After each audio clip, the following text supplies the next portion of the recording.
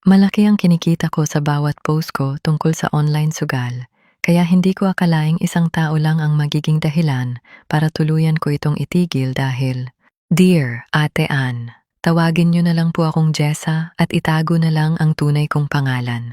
Dati, iniisip ko na basta kumikita ako at nakakatulong sa pamilya, okay na ang ginagawa ko. Noong una, kailangan ko lang talaga ng extra money. May nag-offer sa akin na mag-promote ng online gambling. May link ng site na inilalagay ko sa bawat post at kapag may nag-register gamit iyon, may commission akong nakukuha. At first, maliit lang ang kita ko. Pero habang dumadami ang followers ko at gumagamit ng link, lumalaki rin ang commission. Dumating sa point na halos 1 million pesos ang kinikita ko dahil sa link ng site na pinopromote ko. Malaking tulong iyon sa pamilya ko. Dahil malaki ang kita, halos araw-araw akong nagpo-post. Kapag may magandang result, pinapakita ko. Kapag may nagsasabing nanalo siya, ginagawa ko ring content. Puro magandang side ang nakikita ng mga followers ko. Masaya ako noon. Nakabili ako ng mga kailangan namin, nakatulong sa pamilya, at nakapag-ipon.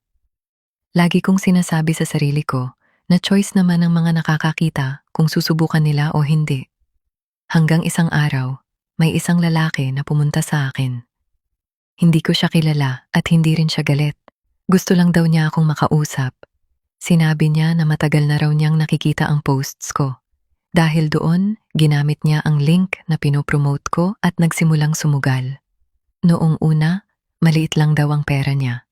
Pero nang matalo siya, sinubukan niyang bumawi hanggang mas lumaki ang nawala sa kanya. Hindi ko alam ang sasabihin ko. Hindi ko naman siya pinilit, pero doon ko unang naisip na baka hindi lang siya ang naapektuhan ng mga ginagawa ko. Pag-uwi ko, tiningnan ko ulit ang mga posts ko. Puro panalo, pera, at magandang buhay ang ipinapakita ko. Hindi ko ipinapakita na may mga taong pwedeng mawalan at magkaroon ng problema dahil dito. Hindi ako agad tumigil dahil halos 1 million ang kinikita ko. Mahirap bitawan ang ganong kalaking income. Pero habang tumatagal, hindi na ako komportable sa ginagawa ko. Kaya pinili kong huminto. Ginamit ko ang naipon ko para magsimula ng maliit na negosyo. Mas mabagal ang kita ngayon, pero mas payapa ang isip ko dahil alam kong sarili kong effort ang pinanggagalingan ng pera ko. Doon ko natutunan na hindi lahat ng malaking kita ay dapat ipaglaban. Minsan, kailangan din nating isipin kung may ibang taong nadadamay sa ginagawa natin. Hindi masama ang magsimula ulit, lalo na kung gusto nating itama ang dati nating pagkakamali.